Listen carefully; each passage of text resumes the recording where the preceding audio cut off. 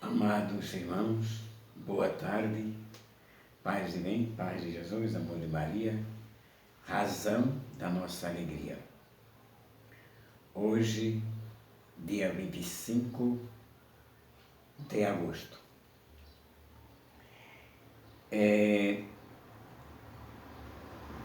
Devemos amar e buscar, acima de tudo, Deus, enquanto Ele se deixa encontrar. Pois Ele é o Senhor, Ele é a nossa segurança, apoio e tudo que nós estamos e temos em Deus. Muitas vezes a gente vê falar e sempre fala, a pessoa, às vezes diz, eu conheço a Bíblia, eu li a Bíblia toda.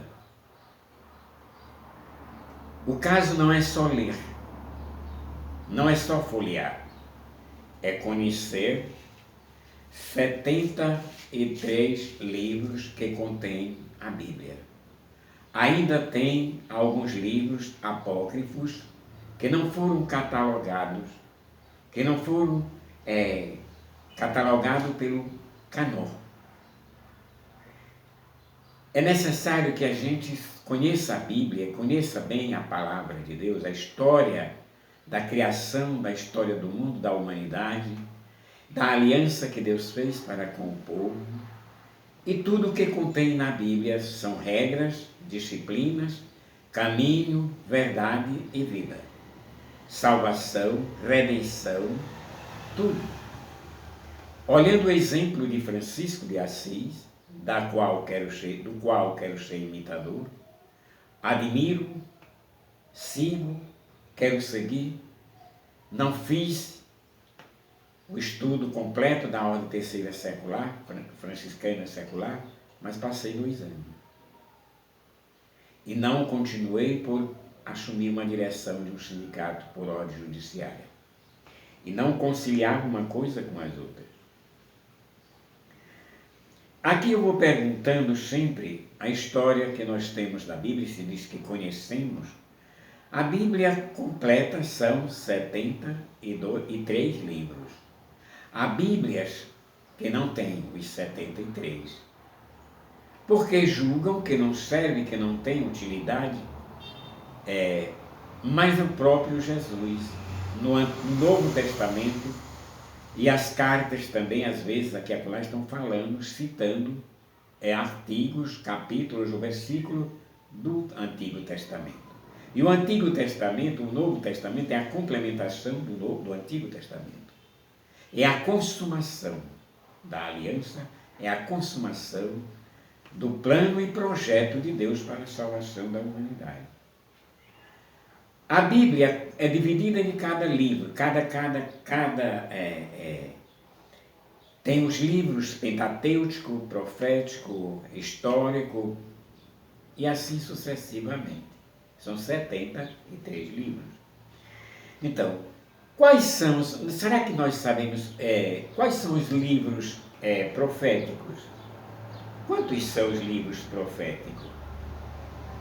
Qual o primeiro livro profético? Em ordem,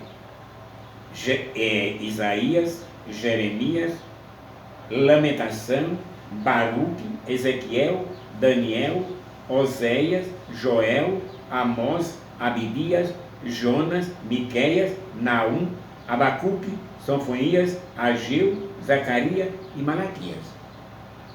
Livros proféticos. O que é profético? A Bíblia foi escrita por uma só mão? Não. Ela passou vários tempos para ser escrita. Inspirada, não é uma história qualquer, é uma história da aliança de Deus com o homem e o caminho da salvação. Há quem diga que a Bíblia fechada é o livro, aberta é a boca de Deus falando aos homens. Muito bonito. Mas será que nós temos nessa Bíblia como boca de Deus? Como é que a gente puxa a boca de Deus? Como é que a gente dá tapa na boca de Deus? Eu vejo gente, quando é para caçar um capítulo, um versículo, dá umas burradas na Bíblia. Mês de setembro é o mês da Bíblia, é o mês que as pessoas, os padres orientam, pegar a Bíblia, estudar, abrir a Bíblia. E a gente vai caçar, tirar a poeira dela, bater, dar uma pisa nela que está dentro do armário escondida. Porque no Evangelho de Jesus, no Evangelho de João, há uma passagem em que Jesus fala: aquele que ouve a minha palavra, que guarda a minha palavra, põe em prática, esse dá testemunho e esse conhece. Mas a palavra guardar não quer dizer o guardar dentro do baú, dentro do armário, dentro da mala. Não, guardar no coração. Mas não guardar para trancar chaves, as 7 chaves, jogar a chave no mato, não. Guardar é ter esta palavra, é saber colocar muitas vezes a palavra. Estudar sempre, porque esta palavra nos dá força, nos dá coragem. Então, os livros proféticos são tradicionalmente divididos em 2 grupos. Os livros proféticos são tradicionalmente divididos em 2 grupos: os proféticos maiores e os menores. De acordo com, assim e simplesmente com o tamanho dos livros, os 4 maiores são Isaías, Jeremias, Ezequiel e Daniel. Os 4 livros proféticos maiores. Então, nos livros proféticos encontram-se os escritos e as pregações dos profetas, aqueles que ao longo da história convocaram lideranças e o povo para a conversão, a volta ao projeto de Deus, denunciando as situações injustas e alertando para o julgamento de Deus. Quando acaba o reino de Israel e o povo vai ao exílio, os profetas anunciam as esperanças, encorajam o povo a reconstruir a própria vida. História são os chamados profetas de consolações, que exercem sua missão também no período depois do exílio. Então são essas. Então, para mim dizer que conheço a Bíblia, eu tenho que saber taxativamente quantos livros contém a Bíblia. Quais capítulos maiores, menores, quantos versículos tem. Muitas vezes aí eu provo que eu sou uma pessoa que conheço de verdade a palavra de Deus. Que eu não me sento em cima da palavra de Deus. Que eu não dou tapa na palavra de Deus. Que eu tenho carinho por a palavra de Deus. Nós, na nossa regra, quando estudei a ordem franciscana secular, temos uma ordem. De onde nós vemos a palavra de Deus, se tiver em um lugar inadequado, a gente chama o dono, a dona da casa e manda procurar um lugar adequado para colocar a palavra de Deus. Se não há lugar e se está jogado ao léu e ninguém liga, a gente tem por obrigação a conduzir a palavra de Deus. Mas nós, franciscanos, cumpridores, imitadores, seguidores do Evangelho, a regra e ao estilo de São Francisco, nós não podemos ver a palavra de Deus e deixar ser maltratada, machucada, pisoteada. Porque é a palavra de Deus. E nós amamos a palavra de Deus. Não importa o jeito que está escrita, o jeito que é, mas é a palavra de Deus. Pode ter desvio, pode ter, porque as traduções, não é tradição. Temos que saber o que é tradição e o que é tradução. Tradução é quando eu traduzo, e tradição é quando eu faço uma coisa repetindo o que os outros passados fizeram. Trago uma tradição de fazer isso. E a tradução é quando eu traduzo um recado, uma palavra para os outros, para as outras pessoas. Então, é necessário que eu saiba o que é a Bíblia. O que é Bíblia? Do que originalize a Bíblia? É uma biblioteca. Então, conhecer estes livros. Já o Novo Testamento, os evangelhos. Começa os evangelhos.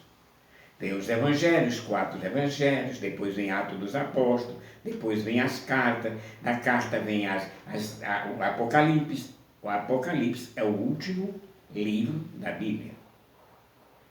Então nós temos que conhecer, nós como católico, após o Concílio Vaticano, que traduziu após João Crisóstomo, após Paulo VI, esse pessoal, que deram a oportunidade dos leigos de possuírem a Bíblia. Já que nós somos leigos, temos que possuir, amar, ter carinho, fazer um travesseiro da Bíblia. Não colocar na cabeça, mas colocar próximo da cabeça. A Bíblia é a palavra de Deus. E esta palavra tem que ser respeitada, venerada. Uma coisa, se eu machuco a palavra de Deus, eu machuco a Eucaristia, que eu adoro como corpo e sangue de Cristo. E a palavra Eucaristia está dentro da Bíblia. O sacramento que Jesus Cristo instituiu como Eucaristia está dentro da Bíblia. No princípio o verbo estava com Deus. Quer dizer, Jesus era um verbo. E tornou-se carne dentro da Bíblia. A história conta. E quando Jesus instituiu a Eucaristia, está escrito no Evangelho de João, na última ceia. Então é necessário que eu ame esta palavra, não jogue ela em qualquer lugar, nem rabisque, nem penduro ela pela capa segurando um lado. Então a Bíblia é a boca, é Deus falando. Então eu tenho que conhecer. Nos Evangelhos, a palavra evangelho quer dizer boa notícia. Cada um dos 4 evangelhos narra boa notícia de Jesus e sua vida e missão, desde o nascimento até a paixão, morte e ressurreição. Os evangelhos foram escritos entre 30 a 70 anos depois da morte e ressurreição de Jesus. Foram escritos a partir das histórias que as comunidades recordavam da vida de Jesus e transmitiam de boca em boca a preocupação quando os evangelhos foram escritos, não era mostrar as coisas exatamente como aconteceram, como biografia, do jeito que conhecemos hoje. As comunidades queriam manter viva a lembrança das ações e das palavras de Jesus, de modo que vida fosse sempre iluminada por ela. Então, aí vemos a importância, o carinho, o amor que devemos ter com a Bíblia, com a palavra de Deus.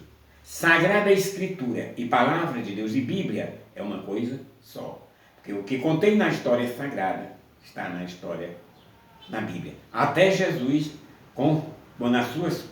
às vezes Jesus era interpelado e perguntavam, querendo atropelar e querendo colocar Jesus em situações difíceis, mas Jesus, o maior pedagogo e o maior intelectuais, devolvia muitas vezes as perguntas que os fariseus publicanos o fazia e ele devolvia para eles. E eles ficavam atados de pé e mão sem saber o que responder. Então, por isso é que a gente tem que ver, conhecer, porque a Bíblia, além de ser, ela é para ler, para conter, para estudar a Bíblia, tem abreviaturas, siglas, capítulos, versículos. Então somos necessários a ver isto com olhos e com a fé. Não devemos ler a Bíblia com a boca nem com os olhos, mas com o coração. E quando nós lemos a Bíblia, que não entendemos, que não achamos o sabor que ela tem que dar, peça ao Espírito Santo, que ele inspirou para escrever, e inspira para tu entender. Por isso que nós devemos ser dirigido, conduzido, guiado pelo Espírito Santo. Porque foi ele que inspirou, foi ele que falou pela boca dos profetas. No credo, no Crê em Deus Pai, Constantinopolitano, ele fala, foi ele que falou na boca dos profetas. Foi Deus falando, pelo Espírito Santo, falando para nós pela boca dos profetas. Os profetas eram homens tementes. Os profetas eram homens inspirados. Porque eles acreditavam, confiavam, queriam, viviam na ação do Espírito Santo. Não podemos falar de Jesus sem termos a unção e a ação do Espírito Santo. Por isso que devemos ter este carinho, amar, respeitar a Bíblia. Muitas vezes tinha pessoa que às vezes fala que você ler, você recitar um texto, se você contar os salmos, é mesmo que você rezar um texto. Sabia? São 150 salmos. Quantas? Então, por isso que nós temos que ver. Estudar a Bíblia não é você pegar e vou pegar a Bíblia desse tipo. Para caçar um capítulo e chulapo. Não. Você está pendurando os beiços de Deus. Se é que você acredita que a Bíblia, aberta, fechada é um livro, aberta é a boca de Deus. Então, queridos irmãos e amigos, Deus fala a nós através da Bíblia. A Bíblia é o livro da nossa salvação. Conhecer, amar, respeitar, adorar. Se você adora o Santíssimo, se você adora a Eucaristia, adore também a Bíblia. Venere a Bíblia. Lá você adora, a Bíblia você venera, porque mesmo assim é a palavra de Deus. Se eu não adoro, se eu não respeito, se eu não valorizo a Bíblia, também eu não valorizo a Eucaristia. Porque todo o material, toda transformação, todo o surgimento da Eucaristia foi dentro da Bíblia, está lá dentro. Há pessoas que dizem que a Igreja Católica mata Jesus toda semana, todo domingo. Não, a Igreja Católica não mata Jesus todo domingo e nem mata Jesus todo dia. A Igreja Católica faz o que Jesus ordenou. Todas as vezes que fizer isto, celebrai em memória de mim. Memória é a lembrança, é a representação, é aquilo. Então, se a igreja faz na celebração da Eucaristia, faça remitando, repetindo aquilo que Jesus fez na quinta-feira. Abençoou, deu graça, partiu, dividiu, comeu, ceou e está lá dentro. Então, contestar que a Eucaristia é inválida, não é a presença de Jesus, muitas vezes ela torna mesmo a não ser a presença de Jesus. E muitas vezes, quando eu como a Eucaristia, eu recebo somente aquele pão seco. Do jeito que saiu lá da forma. Porque se eu recebo o corpo de Cristo indignamente, sabendo que estou cheio de pecado, sabendo que não me confessei, sabendo que não me reconciliei, aí vou receber a Eucaristia. Então, certamente eu não recebi a Eucaristia. Recebi um pedaço de pão seco, sem nada. Então, por quê? Indignamente eu recebi o corpo de Cristo. Então, violou a Bíblia, violou o corpo de Cristo. Então, uma boa tarde, muito obrigado, e que Deus abra a nossa mente, o nosso coração, e sempre agimos segundo o Espírito Santo nos ordena. Conhecer a Bíblia com o Espírito Santo. Ler a Bíblia com o Espírito Santo. Andar com o Espírito Santo, assim ele entender o que é o mistério da Eucaristia e da Sagrada Palavra.